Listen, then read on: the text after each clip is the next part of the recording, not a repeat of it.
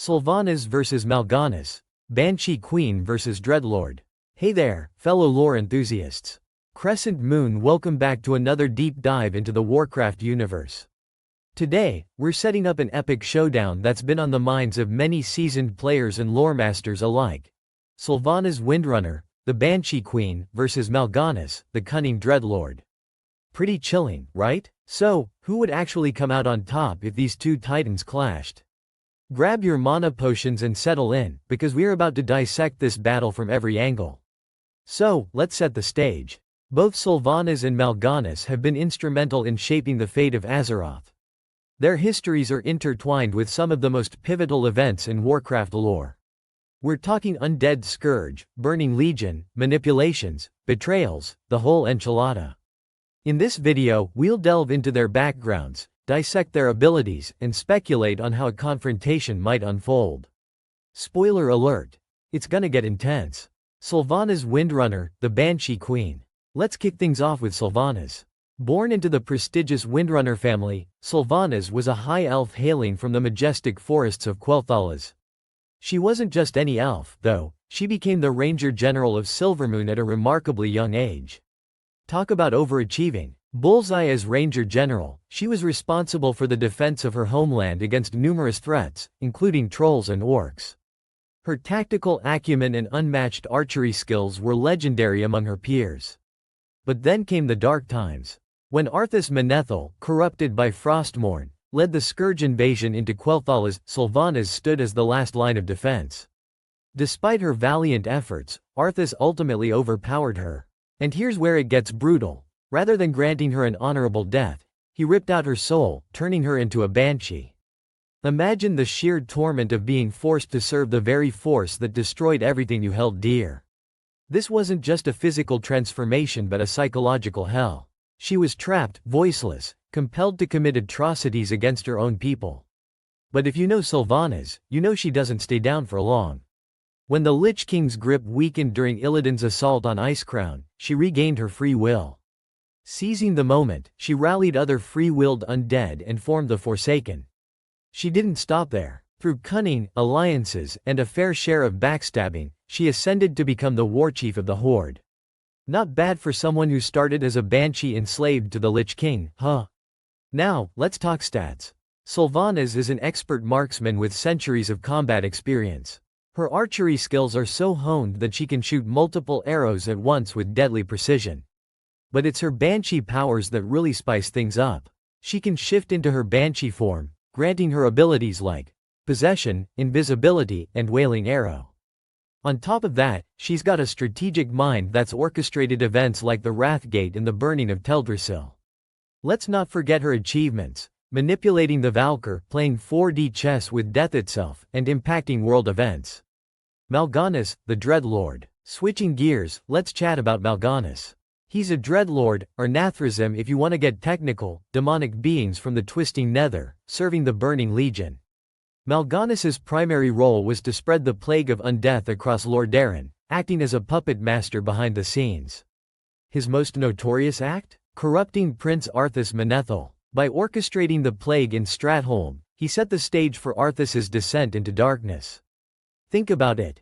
Without Mal'Ganis, we might not have had the Lich King as we know him. He played Arthas like a fiddle, luring him to Northrend and pushing him to claim Frostmourne. Mal'Ganis has a knack for not staying dead. After being slain by Arthas, he popped back up later in the Scarlet Onslaught under the alias Barian Westwind. Classic Dreadlord move. Deception is kinda their thing. His immortality is a major factor here. Unless killed in the twisting nether, Dreadlords just keep coming back. Mal'Ganis's toolkit includes mind control, carrion swarm, vampiric touch, and shapeshifting. His ability to manipulate and sow chaos is second to none. His notable achievements include catalyst for the Lich King's rise, surviving multiple defeats, and influence within the Legion. Comparing the two titans. Alright, let's get analytical. Strengths of Sylvanas include combat skills, banshee powers, leadership, and resilience. On the other hand, strengths of Mal'Ganis include demonic powers, immortality, physical might, and cunning. Weaknesses. Sylvanas faces reliance on Valkyr and emotional baggage. Mal'Ganis has arrogance and vulnerability to holy magic. Tactics and strategies. Sylvanas prefers hit-and-run tactics, guerrilla warfare, exploiting enemy weaknesses. Mal'Ganis uses deception, turns allies against each other, creates chaos. The hypothetical battle. Picture this. The ruins of Lordaeron, under a tempestuous sky. The air is thick with lingering plague, a fitting battleground for these two. Circumstances? Let's say Mal'Ganis aims to regain control over the undead in Lordaeron, threatening the Forsaken's autonomy. Sylvanas starts by scouting the area, setting traps, and positioning her Dark Rangers in strategic locations. Mal'Ganis, on the other hand, attempts to spread dissent within the Forsaken ranks, maybe even turning a few against Sylvanas through mind control. Arrows imbued with dark magic fly as Sylvanas engages from a distance. Mal'Ganis counters with carrion swarms and summons lesser demons. The Forsaken forces clash with demonic entities. Casualties mount on both sides, but Sylvanas uses her tactical prowess to outmaneuver the Dreadlord's minions. Mal'Ganis shifts forms, sowing confusion. Perhaps he takes the guise of a trusted Forsaken lieutenant, attempting to get close to Sylvanas.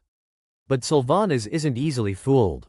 With her banshee senses and perhaps prior experience with Dreadlord tricks, she sees through the deception. Now we're in the endgame. Sylvanas decides to confront Mal'Ganis directly. She shifts into her banshee form, becoming incorporeal to dodge his attacks. Mal'Ganis goes all out, using mind control in an attempt to turn her own forces against her. But Sylvanas anticipated this. She's instructed her troops to wear protective runes to mitigate his influence.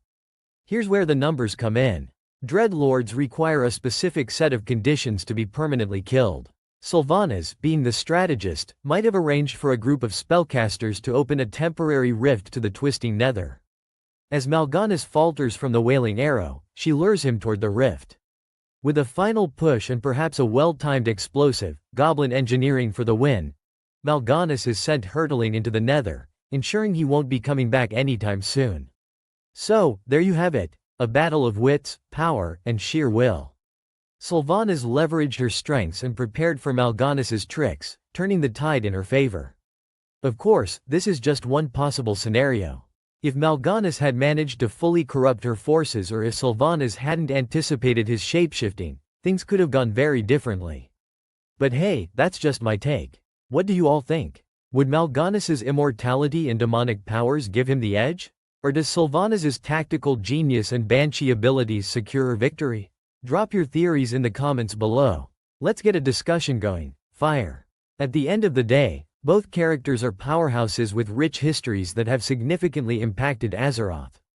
Their potential clash is a testament to the depth and complexity of Warcraft lore.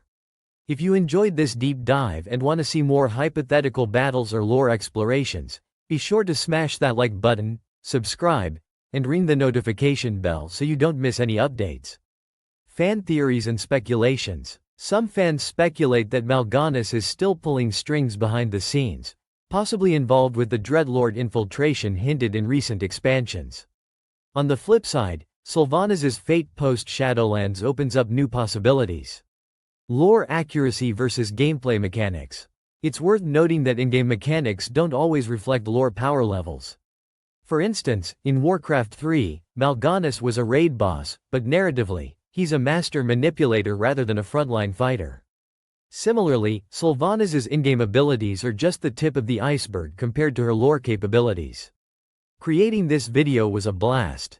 Big shout out to the community artists whose visuals brought this hypothetical battle to life. Paint Palette. Thanks for sticking around till the end. Your support means the world to me. If you want to dive deeper, check out the links below for sources and further reading.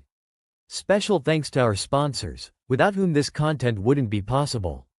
Until next time, stay lore curious, and may your quests always lead to epic loot. Dagger Sparkles.